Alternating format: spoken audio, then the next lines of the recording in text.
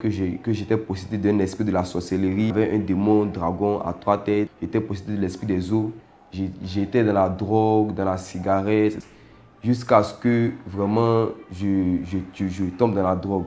Mais je ne pouvais pas au fait m'en séparer. C'est comme un esprit qui m'avait lié le cœur.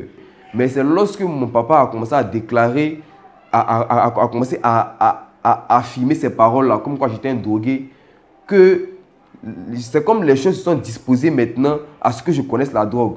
Je me suis procuré un couteau, une colère, comme quoi tant que je ne me découpe pas, tant que je ne prends pas un objet tranchant, une bouteille ou bien une lame pour me tracer au niveau de mes bras, je ne suis pas apaisé. Ma colère ne s'apaise pas.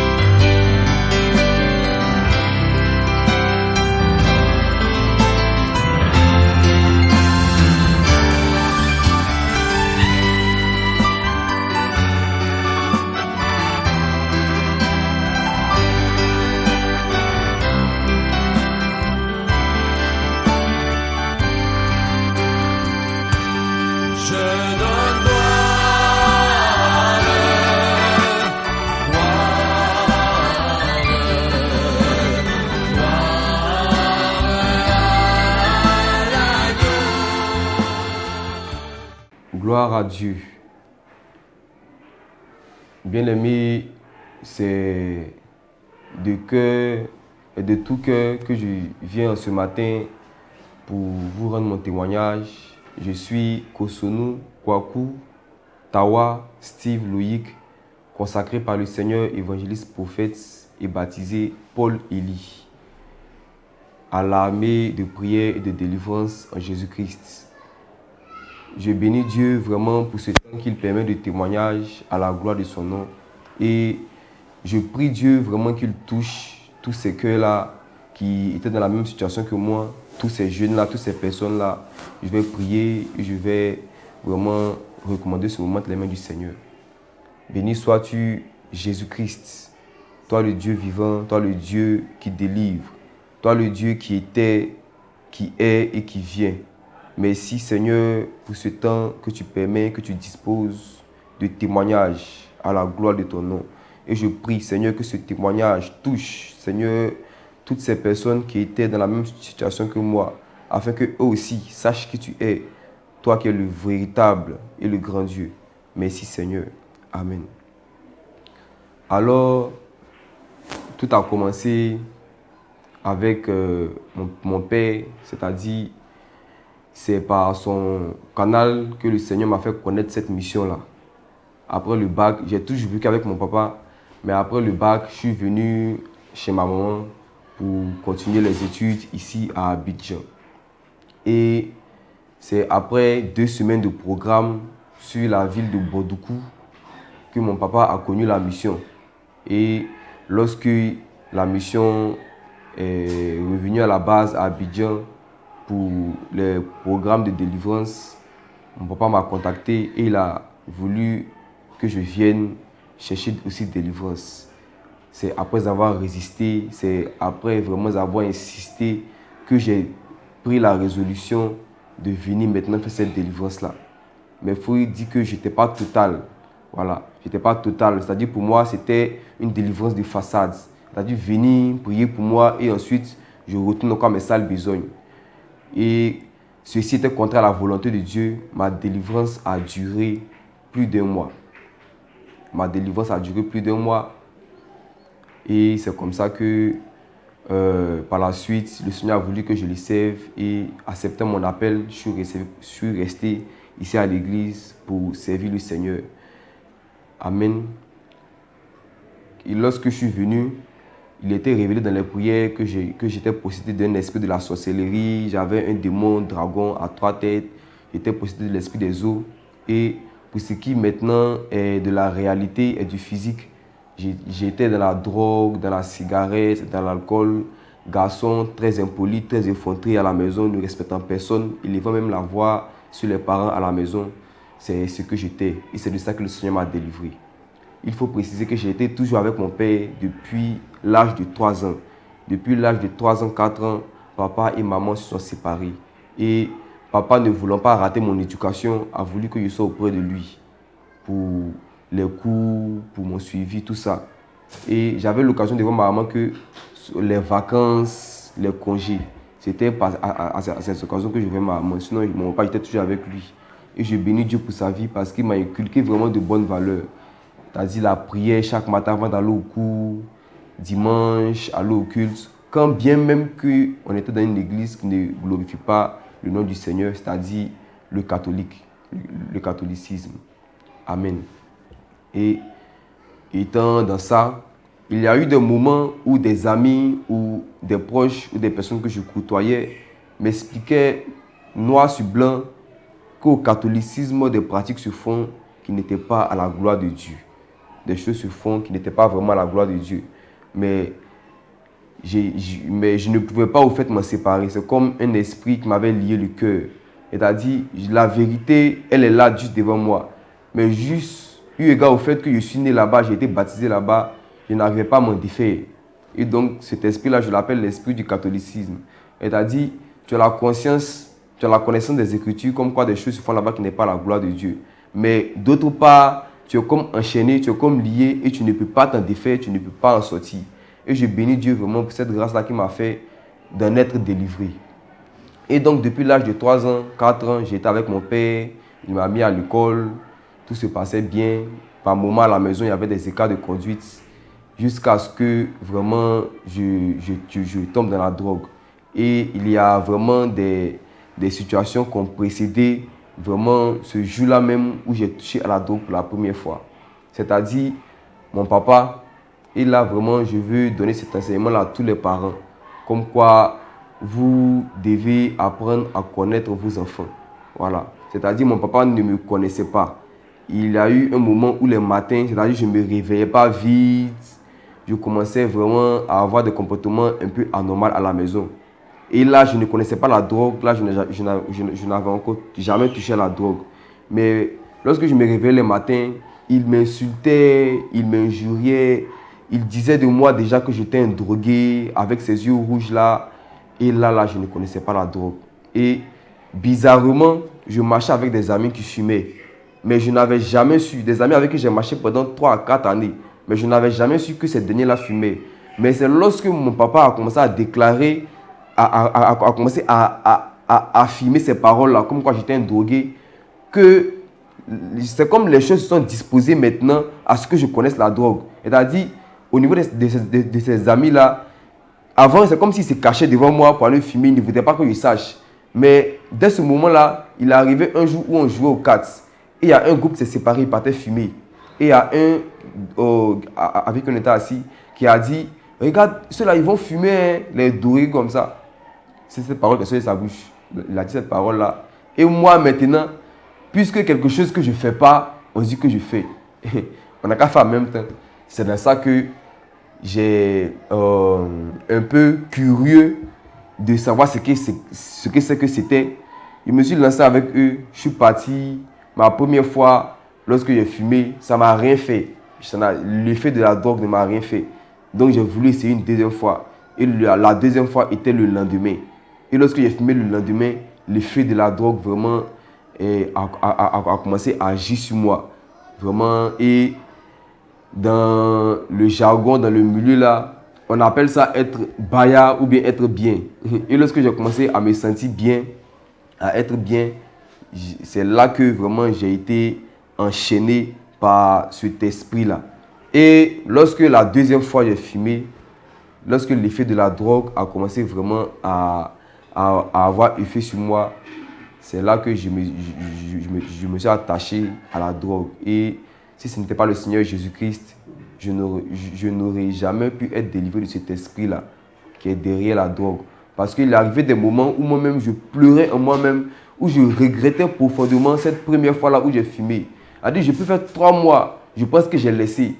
Mais un bon jour comme ça, je retourne dedans. Un bon jour comme ça, je m'avais fumé encore. Et puis je dis, mais à quel moment je me suis retrouvé ici en train de fumer? Que déjà 3 mois, j'avais laissé. Et c'est dans ça j'étais, c'est dans ça j'étais. Et c'est après ça qu'un jour, venant de l'école, parce que qui dit drogue, dit mauvaise fréquentation. Parce que souvent, tu n'as pas l'argent, mais tu as envie de fumer. Et donc, c'est avec ces amis avec qui tu tisses des liens d'amitié qui te font fumer. Et de façade, bon, premièrement, c'était la drogue que je fumais. Mais quand j'ai commencé à marcher avec les amis là, qui étaient dans le vol, dans la vente même, d'autres qui étaient dans la vente même, j'avais un ami dont le grand frère était au Ghana. Et son grand frère cultivait. Et lui, il partait au Ghana, il prenait, et puis il venait avec ça en ville pour dispatcher dans des blocs, pour dispatcher en bloc, pour livrer maintenant aux dealers. C'est-à-dire, lui, il est livreur. Lui, il livre à ceux-là qui sont dealers, à ceux-là maintenant qui vendent sur le marché. Et donc, quand il envoie comme ça, nous nous retrouvons chez un ami dont les parents avaient voyagé, à qui la maison avait été laissée. Ce n'était pas à Abidjan, c'était à Gouméré, pour fumer. C'est-à-dire, quand il dispatche tout ce qui est des résidus qui restent, des grains et des feuilles qui restent, nous, on fume jusqu'au petit matin. Et c'est comme ça que la drogue avait commencé à me gâter. La drogue avait commencé à me détruire à petit feu. Et étant vraiment dans ce moule-là, je voulais laisser, mais je n'arrivais pas à laisser. Je voulais laisser, mais au fond de moi, intérieurement, personnellement, je voulais laisser. Mais avec l'effet de groupe, lorsque on voit les amis, on se met dans l'ambiance et puis on fume. Et comme je le disais, qui dit drogue, qui dit boisson, qui dit cigarette, dit mauvaise fréquentation. Et ces fréquentations-là, c'était des personnes qui avaient de mauvais palmarès. C'est-à-dire ces personnes-là, on les connaissait pour les caractères de voleurs, de brigands, de bandits, d'agresseurs. Et quand on était réunis, lorsqu'on fumait, chacun se mettait à raconter ces histoires-là, ces parties de sa vie-là, où il a violé, où il a volé de l'argent, où il a piqué. Et moi, étant à côté, puisque j'étais nouveau dans le milieu, ça m'excitait aussi à me mettre dans de telles pratiques pour pouvoir au moins avoir nom devant mes amis, pour qu'on me connaisse comme quelqu'un de dangereux aussi. Et ça m'excitait, ça m'excitait. Et c'est en cela que d'abord même, je me suis procuré un couteau. J'ai pris un petit couteau à la maison que mes parents utilisaient. Il y avait un petit couteau là, très petit, un couteau de table, très petit. J'ai mis ça sur moi. Et j'ai dit, il faudrait que moi aussi, il arrive un jour où je pique. Et ce petit couteau était là avec des papiers dans lesquels on roule la drogue pour fumer, appelé OCB.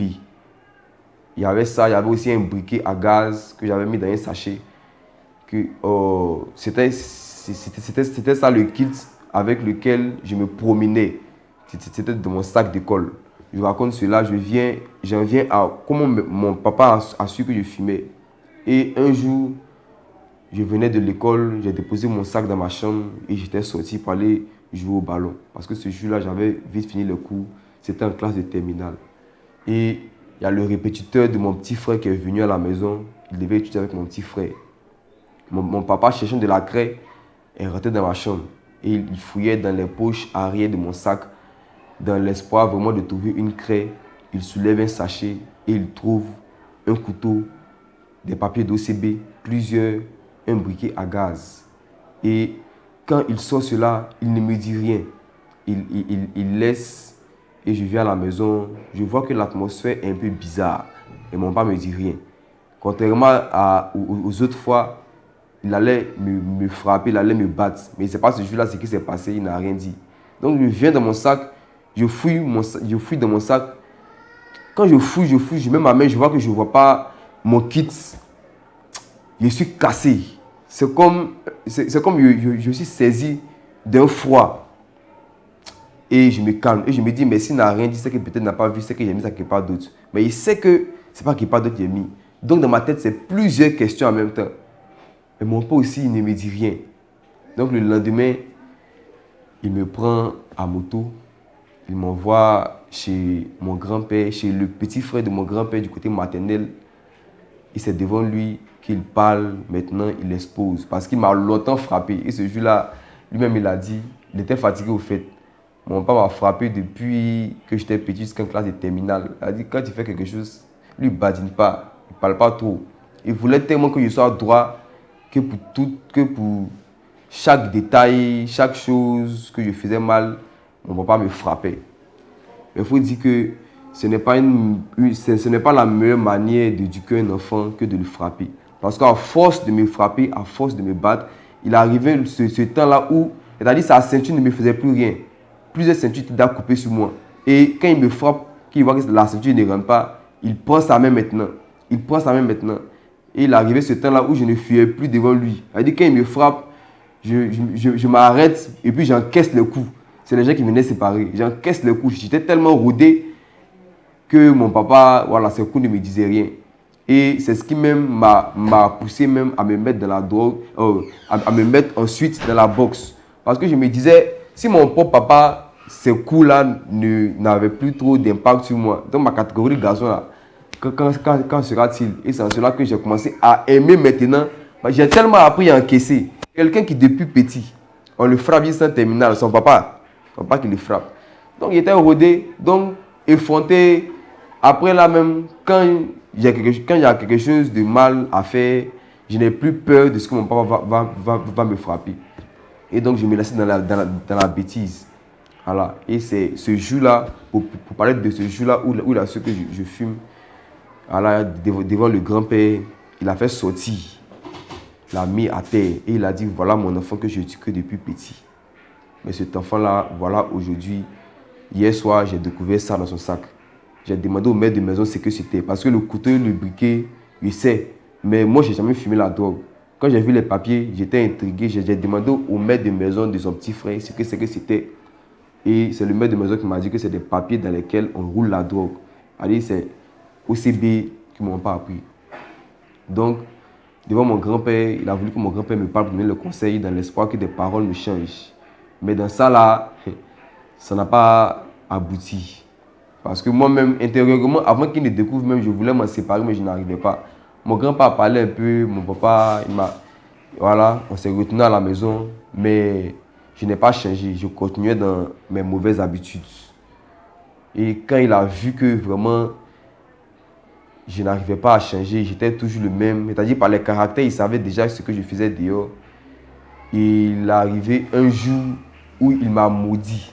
C'est-à-dire il a prononcé une parole de malédiction sur moi. Dans mon ethnie, on appelle ça boko. C'est un fétiche, c'est-à-dire fétiche. Et pour expliquer ça en français, c'est une parole qu'il a déclarée comme quoi le jour où je touche à la drogue, que le tonnerre du ciel me tue sur le champ.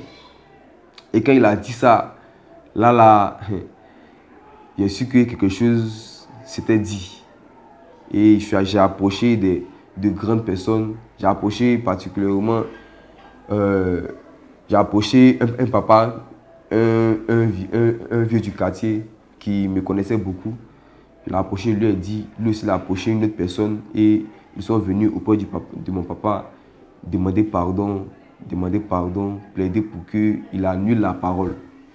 Voilà, il annule la parole. Et ce jour-là, c'était une nuit même, je crois que c'était après une pluie. Lui avait dit que mon papa prenne une calebasse. Elle a dit les calebasses dans lesquelles on boit le bangui blanc là. Je vais le dire comme ça. Elle a dit qu'il prenne cette calebasse là, qu'il mette de l'eau dedans, de l'eau de pluie, qu'il met un bout de charbon, qu'il verse au sol en déclarant des paroles et en annulant. Suite à quoi il allait faire un sacrifice de poulet. Mon papa l'a fait. Le sacrifice de poulet, mon papa n'a pas fait parce que lui, il a dit, je suis son père. C'est moi qui ai déclaré. Et donc, c'est moi qui dis que la parole que j'ai annulée a annulé. Et donc, c'est annulé. Et quand c'est quitté dessus, moi-même, je pensais être délivré de la drogue. Et tout le reste du temps, à Gouméré, je n'avais plus touché à la drogue jusqu'à ce que j'ai le bac et que je vienne à Abidjan. Mais lorsque je suis venu à Abidjan, ça a ressurgi encore. Parce que je suis encore retombé dans la drogue, bien aimé.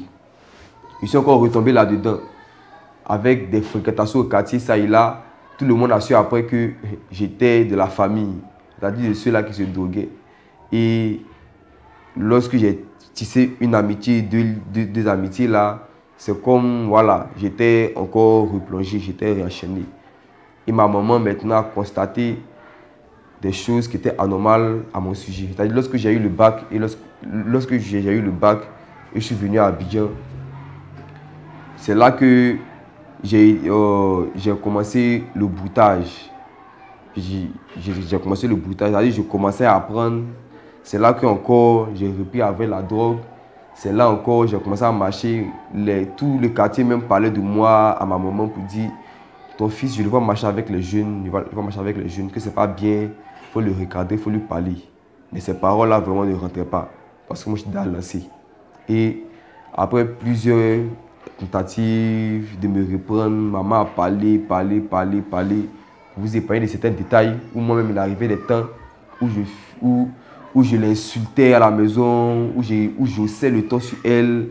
Voilà. Moi-même je ne me comprenais pas, mais quand je suis dans la gamme, c'est comme ça que ça va. Voilà.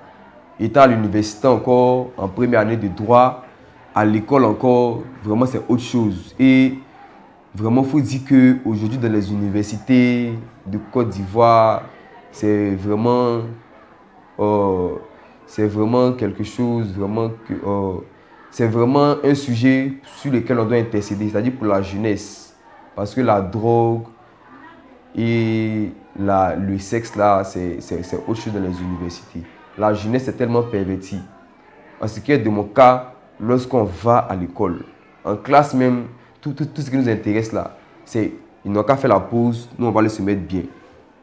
Et lorsqu'on descend comme ça, lorsqu'on fait une pause de 1 heure du temps comme ça, on va fumer jusqu'à quand on revient, on met de l'alcool dessus. Quand on revient s'asseoir en classe comme ça, on ne suit plus. On passe le temps à perturber. Il y a d'autres même qui ne suivent plus le reste du cours, ils vont à la maison. Il y a d'autres même qui font des plans de résidence. Et c'est dans ça que je commençais vraiment à être initié. À force de voir les amis faire, j'ai commencé à faire et je commençais à prendre de l'habitude là-dedans. Et un jour, ma maman, à la maison, je n'ai pas donné ce détail-là. Elle a dit, la nuit, je ne dormais pas. La journée, je vais à l'école. La nuit encore, je ne dormais pas. Parce que je commençais à prendre le boutage. Et donc, toute la nuit, je ne dormais pas. Je passais mon temps à chercher des clients. Elle a dit, j'envoie des messages, je cause, jusqu'au petit matin. Et là-dessus, maman a eu à me reprendre. Comme quoi, je ne dors pas. Qu'est-ce que je fais au téléphone? Déjà que je rentre tard la nuit, elle a eu à me reprendre. Et lorsqu'on a fini la session 2 de la première année, je devais reprendre avec la deuxième année à l'université en droit. On devait reprendre lorsque, dans les débuts de cours, là, un matin, j'avais même pas encore fait mon inscription. Un matin, ma maman se réveille et elle me dit, elle va au travail, elle veut venir trouver que j'ai fait mes bagages, que moi, elle me renvoie chez mon papa. Elle me donne mon transport, elle me va chez mon papa. Et c'est comme ça que j'étais là, je l'attendais revenir du boulot. Et tout d'un coup, ma maman revient. Je ne sais pas ce qui s'est passé au travail, mais elle est cool avec moi. Elle rit, elle me parle bien. Mais la décision c'est ce qu'elle avait résolu prendre, elle avait réellement dit. Parce que mon papa m'a appelé pour me dire, ah, ta maman m'a appelé pour me dire, voilà, ce qui continue. Lui comprenant les choses, parce que je bénis Dieu pour l'armée de prière, parce que l'armée de prière a eu à faire le programme de 2 semaines à Bondoukou. Et après, j'ai entendu dire qu'une révélation était faite sur moi. Donc, j'ai compris que mon papa maintenant a vu les choses de manière spirituelle. Et donc, il a décidé, et donc, il a vu là que c'était un combat qu'il devait faire dans le spirituel. Donc, c'est lui maintenant qui a dit à ma maman que laisse d'abord, je vais l'envoyer dans un camp de prière, faire sa délivrance. Et c'est en cela que mon papa m'a appelé pour me dire, voilà ce qui s'est passé, voilà ce que ta maman m'a dit.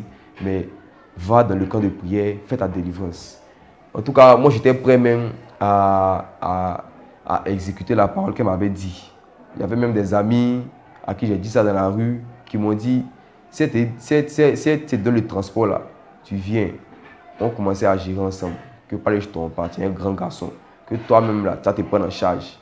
Voilà, c'est un ami qui m'a dit ça. Il était dans la rue, voleur, braqueur, et lui-même, il est à moitié marabout parce qu'il connaît plein de choses, il fait plein de médicaments, plein de choses. Et je n'ose même pas imaginer même ce que je serais devenu si j'avais quitté la maison et si je commençais à marcher avec ce dernier-là. Parce que vivant même chez ma maman, ce qu'on faisait ensemble déjà était terrible.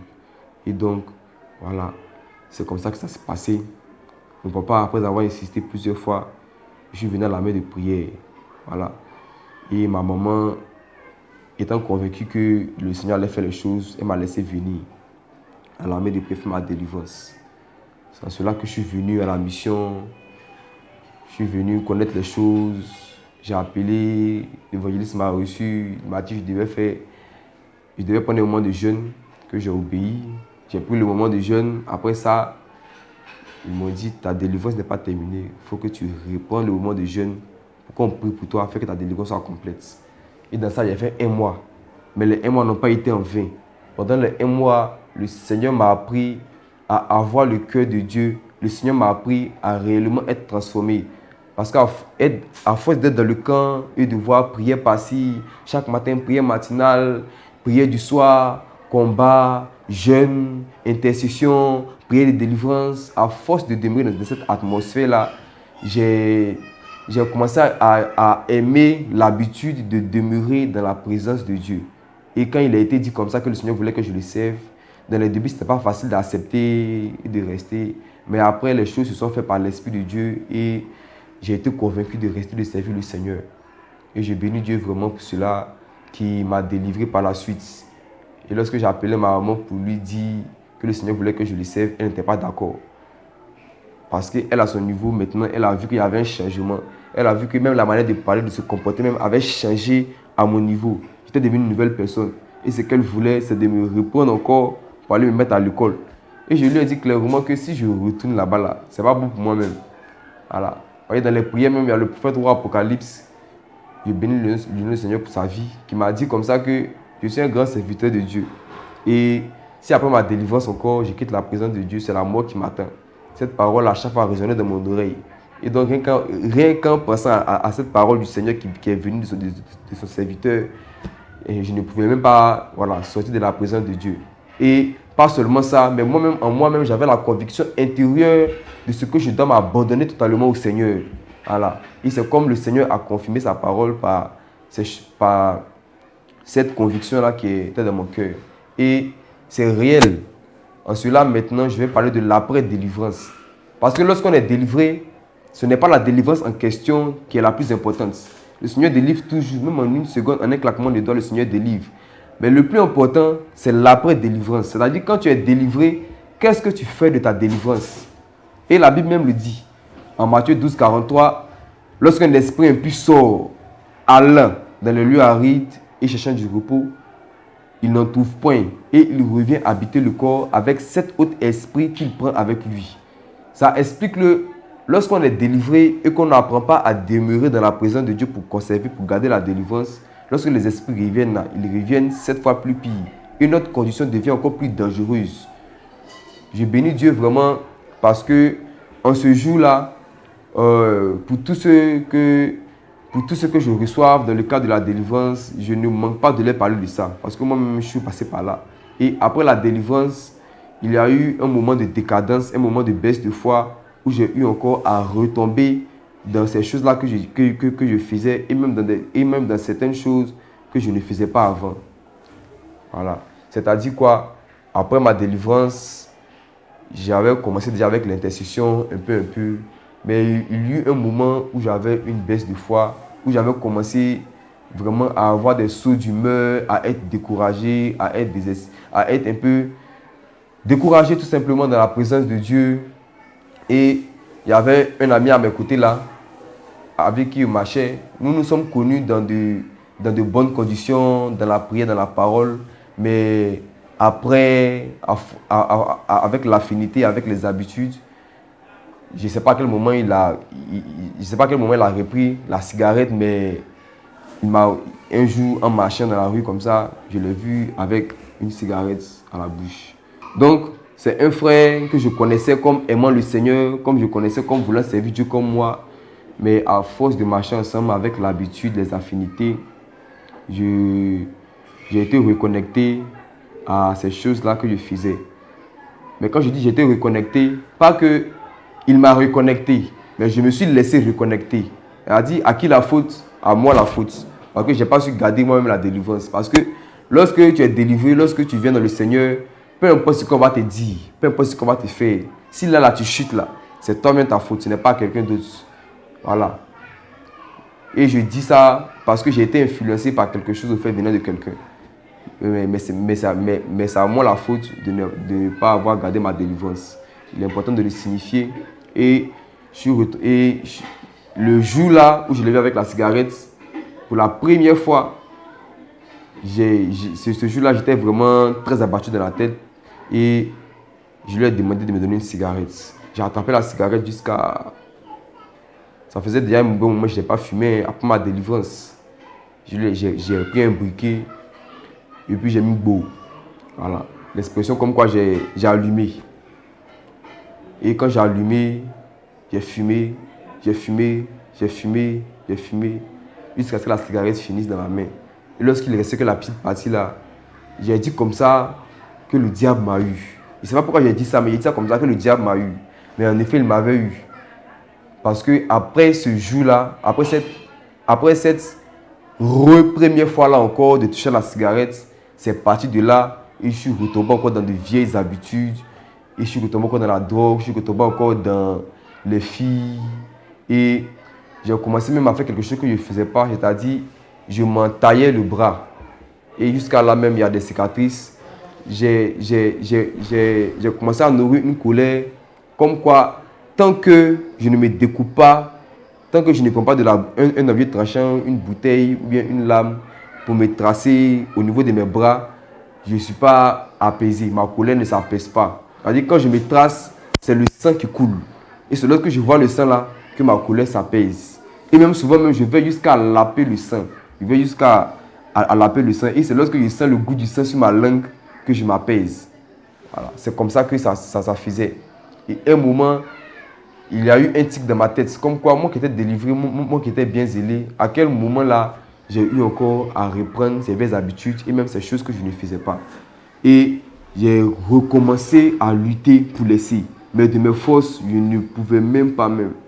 Parce que lorsque la colère là s'élève comme ça là, si je suis face à quelqu'un qui me parle des paroles un peu déplacées, je suis capable même de le mettre à 100. Donc je me retirais, je me mettais dans un coin pour me faire ces pratiques-là. C'est-à-dire, cette scarification. Cette scarification, le moment de laisser même était venu où je luttais contre moi-même. Et donc, quand la colère se manifestait, je disais à moi-même, aujourd'hui là, je ne m'entaille pas, je ne me déchire pas, mon sang n'a pas coulé, mais c'est mal dit. Et des temps où l'esprit a commencé à grandir en moi, même il suffoque en moi. C'est comme une soif. C'est comme une soif. Et c'est comme l'esprit me touffe physiquement. Il se manifeste et je commence à suffoquer. Comme quelqu'un qui a couru 2 kilomètres et puis cherche de l'eau à boire. Je suffoque. Mais je suis vidé de mes forces. Je tombe à terre. Je me roule au sol. Dans la rue, hein, moi seul dans des endroits comme ça cachés. Je roule. Jusqu'à après maintenant. C'est lorsque j'accepte maintenant la parole de me blesser là, que des forces me reviennent juste pour prendre un objet tranchant et pour me blesser. Et quand je me blesse, que le sang coule maintenant, ma colère s'apaise et puis je commence maintenant à revenir à la normale. Mais à ce moment-là, le sang est versé. Et là, je suis revenu au camp. Et même étant dans le camp, les bêtises continuaient.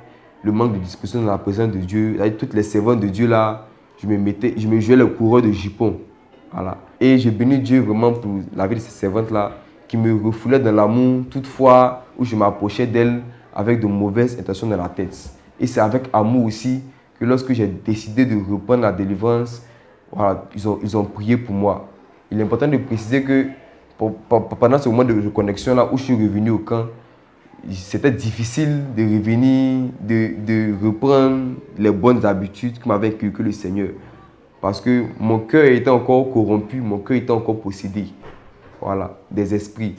Et c'était sortir du camp pour aller fumer, pour venir. Souvent même, je suis dans la cour, je suis dans le camp, j'écoute des mauvaises musiques qui viennent. Voilà, des mauvaises musiques, la musique du monde, j'écoute. Je suis là, je suis oisif, je me promène. Mais dans tout ça là, je voulais quand même répondre à ma délivrance. Et le serviteur de Dieu, l'évangéliste, avec moi, a été patient. Malgré tous les gaffes qu'on lui racontait, il a été patient. Et le moment est venu où le Seigneur vraiment a commencé à me transformer. Il a repris la délivrance, tout à zéro. Et ma redélivrance là a duré plus d'1 mois et demi. A dit plus de fois que ma première délivrance a duré. Et les serviteurs de Dieu ont prié pour moi et j'ai été délivré par la grâce de Dieu de tous ces esprits-là vraiment qui me fatiguaient. Et j'ai appris réellement à demeurer dans une communion avec le Seigneur afin de vraiment garder cette présence-là qu'il nous donne et qu'il nous offre gratuitement par sa grâce. Je bénis Dieu vraiment pour toutes ces personnes-là que le Seigneur envoie à lui chaque jour par cette église-là. Je bénis Dieu pour sa sainte grâce, pour sa sainte onction qui vraiment découle de cette mission-là. Et je bénis Dieu vraiment pour tous ces serviteurs et pour toutes ces servantes au sein de la mission qui ont été patients avec moi. Elle a dit, priez pour quelqu'un. La personne est délivrée. Et la personne est reconnectée. Et sous vos yeux, la personne fait des gaffes, c'est des bêtises, c'est n'importe quoi. Et vraiment être tempérant au point de ne pas prendre de directives strictes envers cette personne-là en lui disant quitte le camp, sors. C'est vraiment travaillé par l'Esprit de Dieu. Et je bénis Dieu pour son esprit qui vraiment anime ces serviteurs-là et les amène à suivre sa volonté. Parce que c'est de la volonté de Dieu que de garder de telles personnes dans sa présence le temps qu'il change. Et ça a été mon cas. Aujourd'hui, vraiment, j'ai changé. Le Seigneur m'a transformé, le Seigneur m'a libéré. Et je m'étonne de savoir, et je m'étonne de me voir moi-même aujourd'hui, voilà, prophète. Mais c'est l'œuvre de Dieu.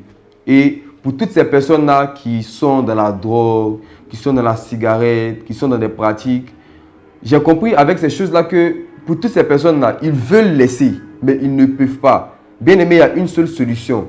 C'est la délivrance en Jésus-Christ. Et puis, en dehors de Jésus-Christ, il n'y a point d'autre délivrance. Tu ne peux pas lutter contre ces choses-là de ta chair. Parce que le combat est spirituel. Et c'est une malédiction qui a été lancée sur ta vie, sur toi, de vraiment te posséder afin de t'enchaîner dans ces pratiques-là jusqu'à ta mort et d'aller en enfer. Et donc, c'est seulement par le canal d'une église vivante venant du Seigneur Jésus-Christ et travaillant par l'Esprit de Dieu que tu pourras être délivré. Gloire à Dieu. Pour ce qui est de mon cas, c'est à l'armée de prière et de délivrance en Jésus-Christ que j'ai été délivré. Et donc, vous tous qui me regardez, vous tous qui m'écoutez et qui êtes dans de telles situations, vous parents qui avez vos enfants dans de telles situations, envoyez-les, venez avec eux à l'église armée de prière et de délivrance en Jésus-Christ afin que le Seigneur les nettoie et les restaure. Je bénis Dieu. Quelques détails que j'avais oubliés, c'est-à-dire lors de ma délivrance, le dernier point sur lequel j'ai été d'accord à renoncer, c'est la boxe. Parce que je commençais à faire la boxe et j'aimais tellement la boxe que je ne peux pas m'en défaire. C'est-à-dire, on m'expliquait que la boxe, c'est des démons qui sont derrière, et des dragons, mais je ne comprenais pas. Par amour pour cette chose-là qui est plus grande dans mon cœur que les choses de Dieu. Mais comment j'ai eu à comprendre que la boxe, c'est vraiment démoniaque. C'est-à-dire, de manière très simple, vous voyez, le Seigneur Jésus-Christ veut qu'on s'aime. Le Seigneur Jésus-Christ a dit quoi dans sa parole? Que si quelqu'un te gifle sur la joue droite, donne-lui l'autre. Mais dans la boxe, c'est un sport où réellement nous développons l'orgueil, la haine, la rancune, l'ego. C'est-à-dire, ton frère avec qui tu manges, avec qui tu dors. Juste lors d'un sparring, lors d'un combat en salle d'entraînement où tu as eu à recevoir un coup, tu gardes ça dans ton cœur, tu veux forcément lui rendre le coup. Et c'est là même que j'ai compris simplement, on me disait que c'était la démocratie, et c'est là que j'ai compris simplement que c'est un sport qui est réellement démoniaque. Et donc, il est important de renoncer à toutes ces choses-là. Et c'est le Seigneur de son amour qui a réussi à me convaincre. Avec les serviteurs de Dieu aussi, vraiment très patients. Je bénis Dieu pour la vie du prophète Jonas, c'est un saint viateur, qui vraiment a eu à faire preuve de beaucoup de calme et de patience à mon égard. Parce que je me souviens qu'une fois, je l'ai menacé. Je l'ai menacé de lui faire du mal. Voilà. Je l'ai menacé de le frapper, malgré sa grande taille là. Voilà, je l'ai menacé de le frapper, mais bon, c'est pour dire que, bon, sans dire que je ne pouvais pas au fait, mais il a dit si là, il voulait même me faire le retour des paroles qu'il avait dit là même là, peut-être que, voilà, ils allaient m'hospitaliser. Mais dans le calme, dans une sagesse, voilà, le Seigneur a permis qu'il se calme et que par la suite même, c'est-à-dire le lendemain même, il est revenu causer avec moi comme si de rien n'était. Et c'est vraiment des choses qui m'ont désarmé et qui m'ont fait sentir faible. C'est comme ça que le Seigneur a permis que, voilà, peu à peu, ça a changé. Et donc, je vais bénir le Seigneur pour ce témoignage, pour ces paroles, au nom de Jésus-Christ.